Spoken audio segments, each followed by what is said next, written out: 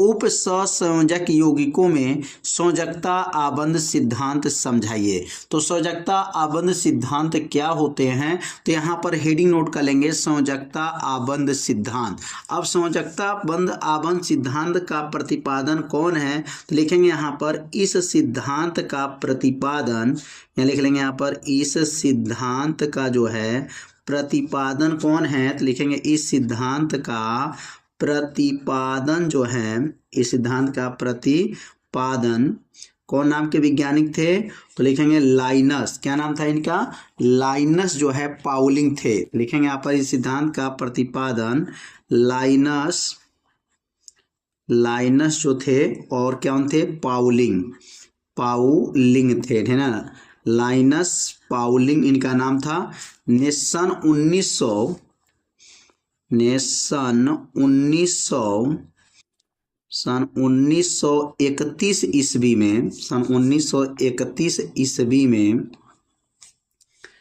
में किया था। मैंने इनका खोज जो है संयोजकता आबंध सिद्धांत का खोज किया गया था किस सन में, 1931 में। और कौन खोज किए थे, तो लाइनस पाउलिंग नाम के वैज्ञानिक थे, इन्होंने यह खोज किए थे। और आगे लिखेंगे यह सिद्धांत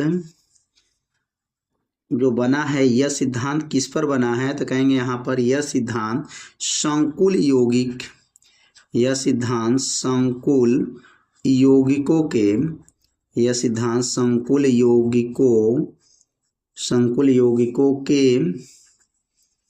के निम्न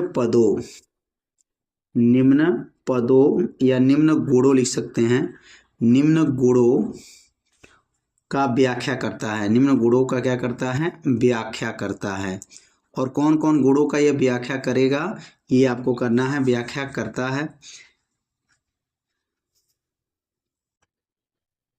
करना है।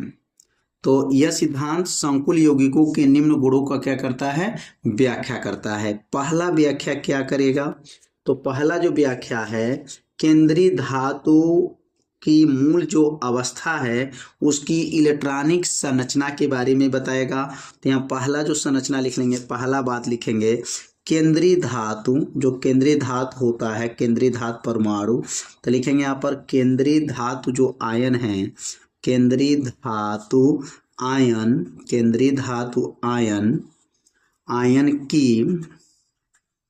की मूल अवस्था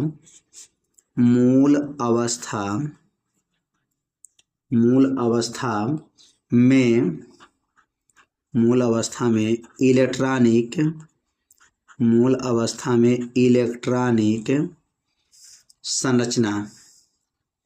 इलेक्ट्रॉनिक संरचना के बारे में बताएगा।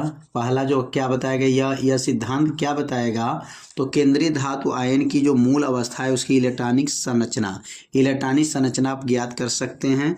और दूसरा जो है इन सिद्धांत के जो है हमारा गुण क्या है, तो संकुल की ज्यामिति बता सकते हैं, इनकी क्या ज्यामिति बनेगा, कि चतुर्फलकी बनेगा, कि अष्टफलकी बनेगा, कि वर्गाकार बनेगा, यह ज्यामिति के बारे में भी बताता है यह गुण, पीवीटी का सिद्धांत जो है।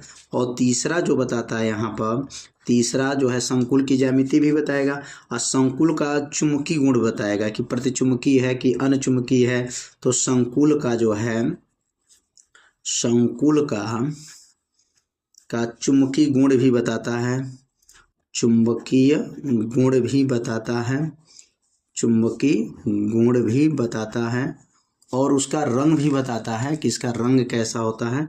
तो चौथा लिख सकते हैं, चौथा रंग का गुण बताता है, रंग का गुण बताएगा कि रंगहीन है कि रंगहीन है, रंग का जो है गुण बताता है।